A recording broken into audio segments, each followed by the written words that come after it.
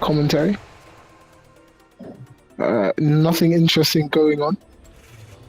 Well, minions have spawned. I guess that's interesting. And kill the 3-man unit of the Warwick, the Swain, and the Braum go to get vision on that red, and they get the intel.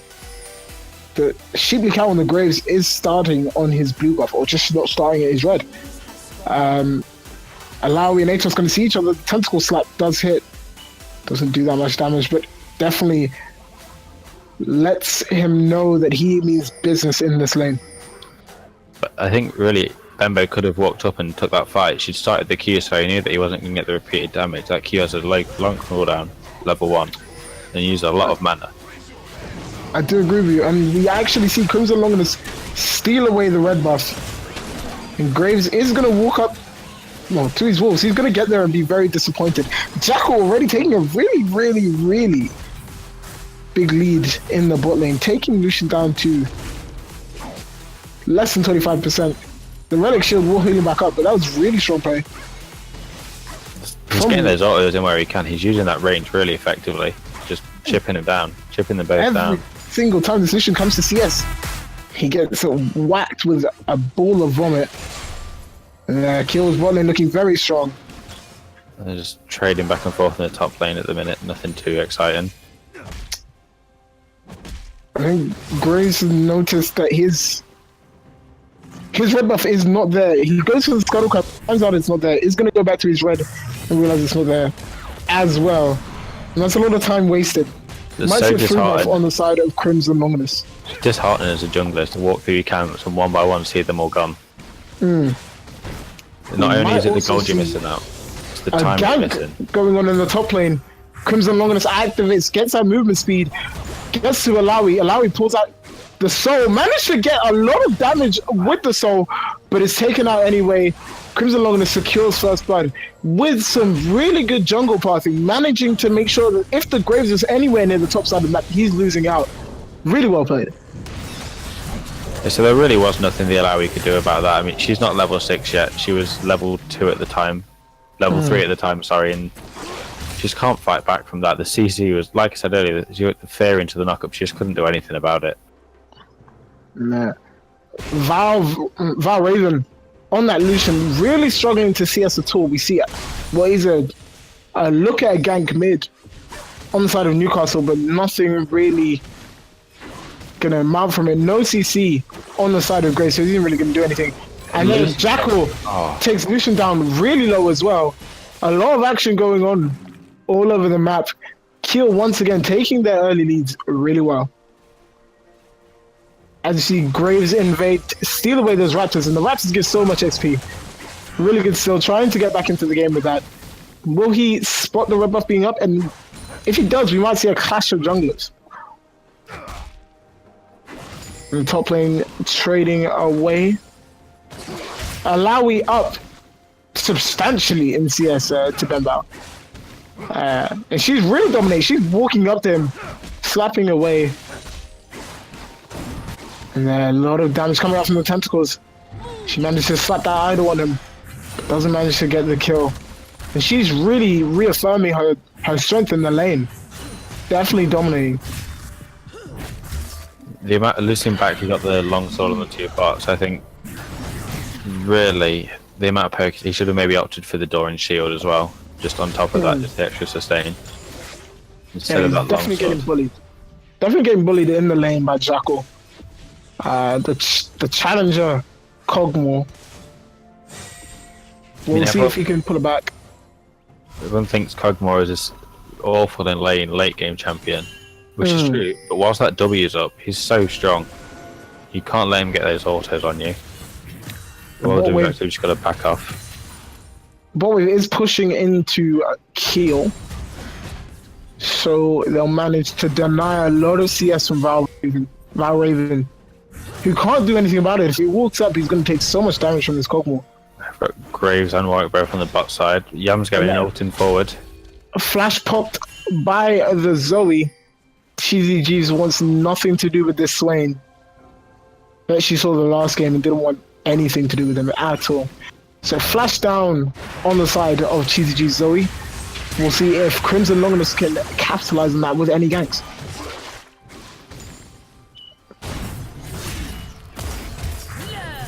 The lanes sort of resetting. An early dragon being started by Crimson on the side of Nudes in Newcastle to know that it's going on. Zoe, however, is making a small roam down towards bot lane. See if she can help out.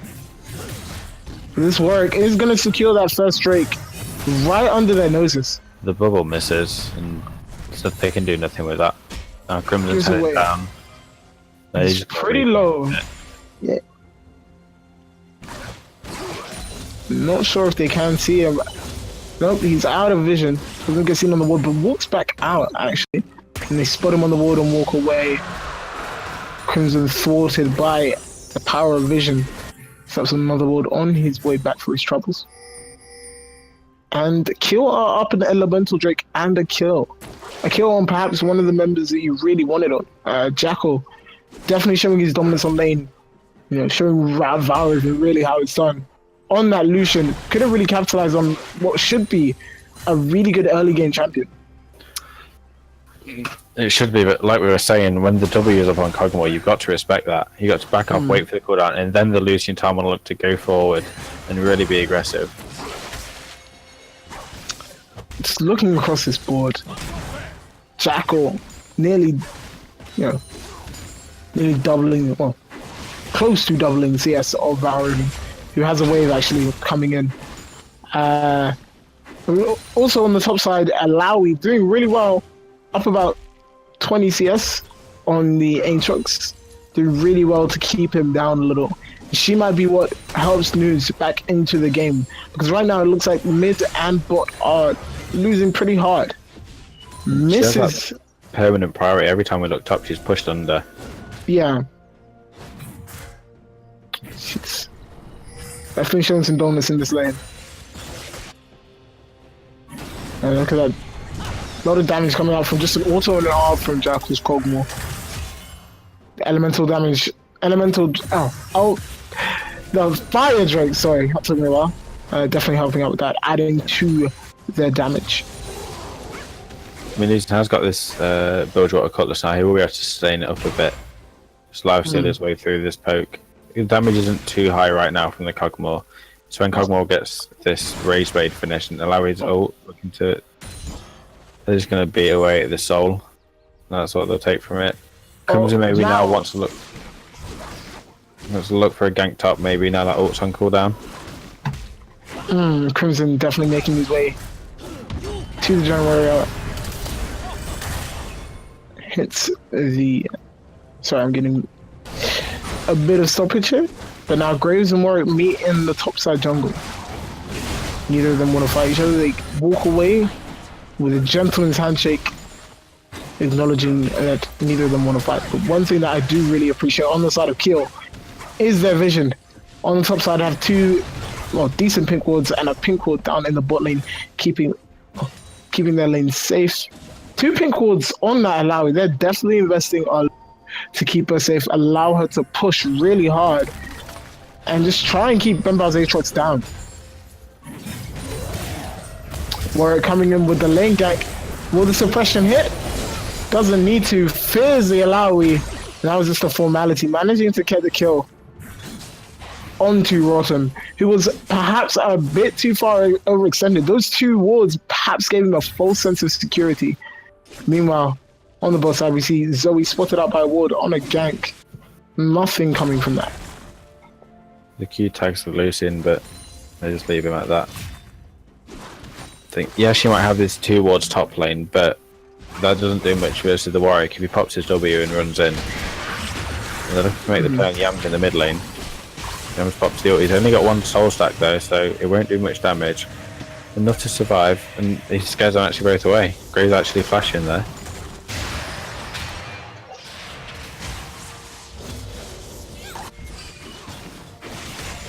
Nah, bot tower actually looking really low on the side of the Nudes. And every time they've pushed under, Jackal's been popping that W and just taking a few cheeky autos every time, just chipping it down slowly. That's a big wave coming up. They might be able to take will put a lot of damage onto this tower. And the teleport comes down from Benbow. The Brawl multi comes out as well. Time Catch might be stuck here. Well then, the popped up by Benbow. Flash respected from the Time Catch. Manages to die. Fears 2.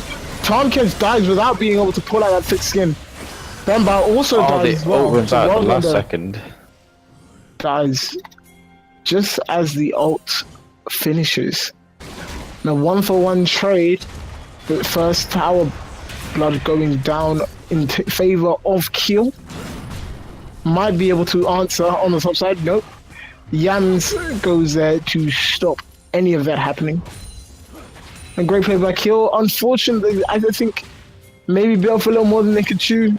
Going in for that kill there, but 1-for-1 doesn't really hurt them that bad if they get that tower with them. And there Yams managing to whittle away at this Alawi.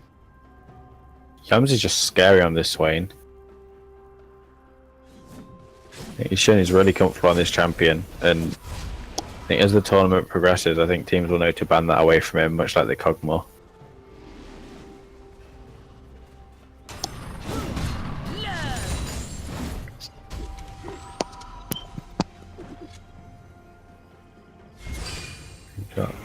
Not much action going on right now. If we look at the vision, red side have no wards in Kiel's jungle. Kiel have one at the blue buff of Newcastle, and that Tom there's nothing he can do here. He pops a grey health, but it's not going to do anything for him. Flash from Crimson, I don't think it was necessary. They got the kill. But again, using this lane swap strategy. Chipping the tower, Graves won't be able to defend.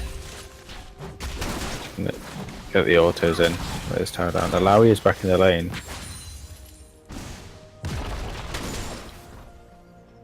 This Cogmore doesn't have his Rage Blade finish yet, so maybe they can look at maybe they can engage here. They've got 3 top. That's exactly what they're going to do. They missed the soul, both slows missing. They're just going to walk out there and carry on farming. Graves has just left them to it.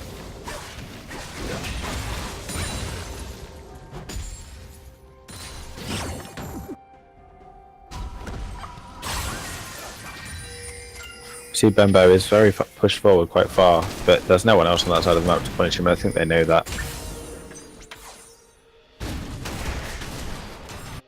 Newcastle taking whatever farm they can out of the jungle. Clearing the control wards, getting the vision, maybe looking at sorting this Rift Herald out. That's exactly what they're doing, they're going onto the Rift Herald. Zoe misses everything, Yams catches her. Zoe might just die here. Oh, he doesn't have the... He does have the flash follow, he chooses not to blow it. They're fighting this Rift Herald now, Crimson comes in. Graves. And they just melted. Kiel reacts to that so well. And one thing that we see a lot is Jackal getting this Ginsu's and then just melting face. It's almost like the other team doesn't expect it to happen. But like this Cogmore should take some more time to build up.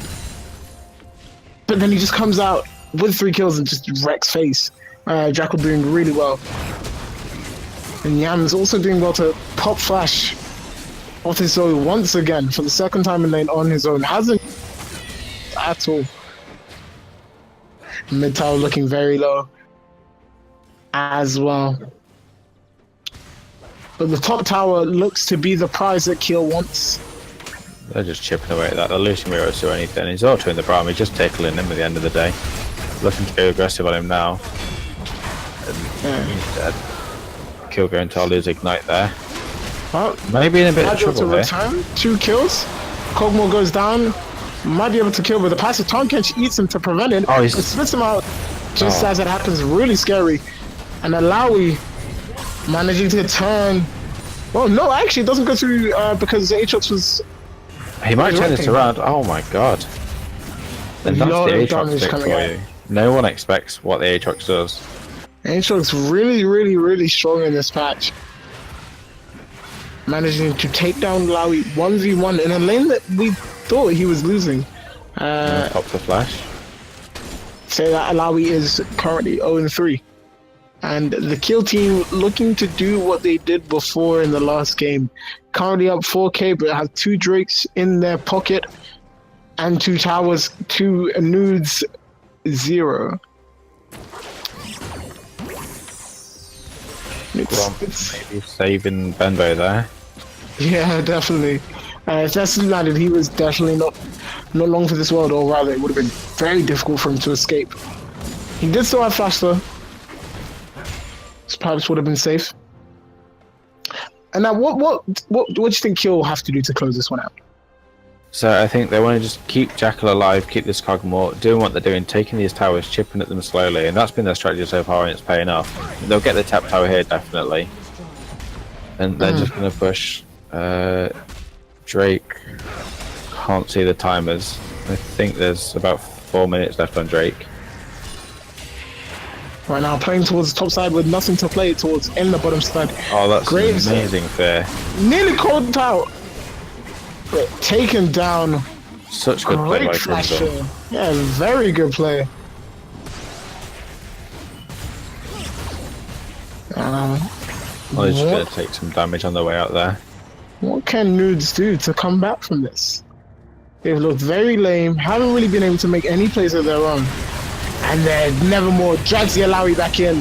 The Tentacles can't save her. Yams making what I will call a capitalization on a mistake. Manages to use his Nevermore really well to bring him into his team. Well coordinated damage coming out. And they manage to take the tower, Rift Herald. Also being popped. They're looking to take 2 towers off this 1 kill. A lot of damage going down. And the damage is being completely nullified by this bomb. Flash ulti doesn't connect on anyone. And Jackal just standing back doing 3 damage. Aatrox resurrected by the Worldender. Yams popping so much damage with his ultimate.